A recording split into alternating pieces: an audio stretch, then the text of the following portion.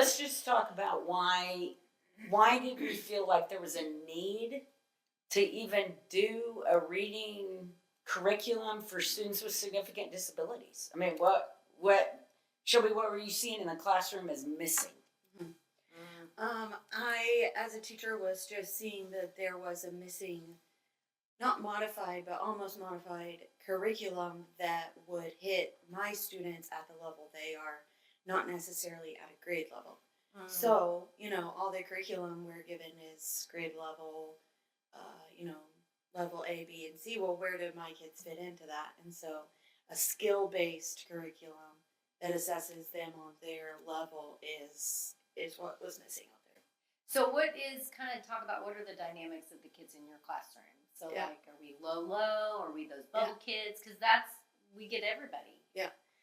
So my program is designed for kiddos, with IQs 50 to 80. So we have those kids who have those, star skills, or, different, people call them different things, but those skills that they're really good at. So let's say my kiddo's really good at math. He's gotten numbers since he's ready to go. Well, he doesn't have that phonemic awareness piece. He's missing that because he wasn't ready for gen ed in kinder and first grade, and so he didn't hear that phonemic awareness piece. Well, now, Revolution's going to come in and give me that instructional piece as a teacher to be able to fill those holes and give him reading skills, not just the math skills that he's already good at. But my kids come in, we're still might be working on letter identification, letter sound.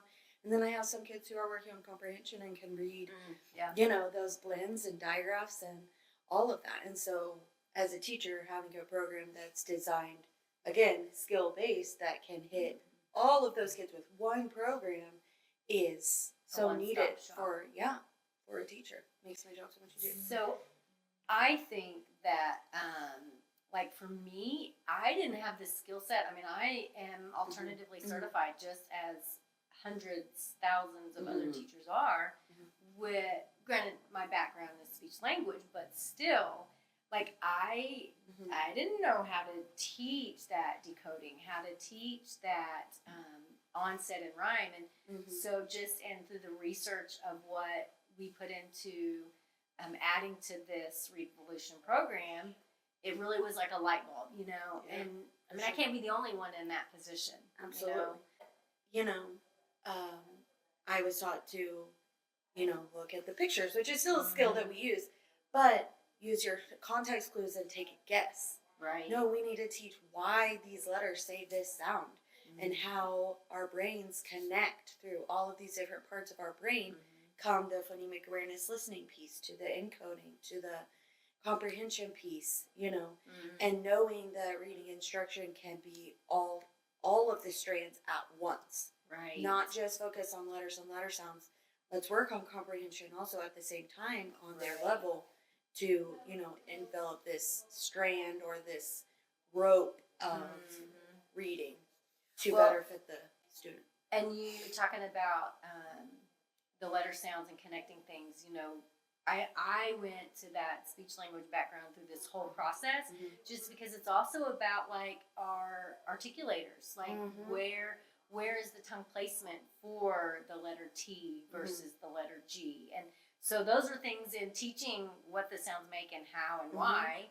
I mean, that helps because our kids sometimes they don't know that even makes a difference. Sometimes they don't even care, but at least we as the educator would be able to take that and go from there. So I feel like so many times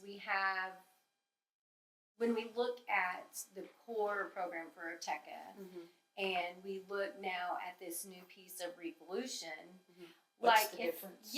And if I've been a core user and it's been great, how can we help teachers realize what that next step is? Right. There is evidence out there, tons of research that our kids with significant cognitive disabilities can do this.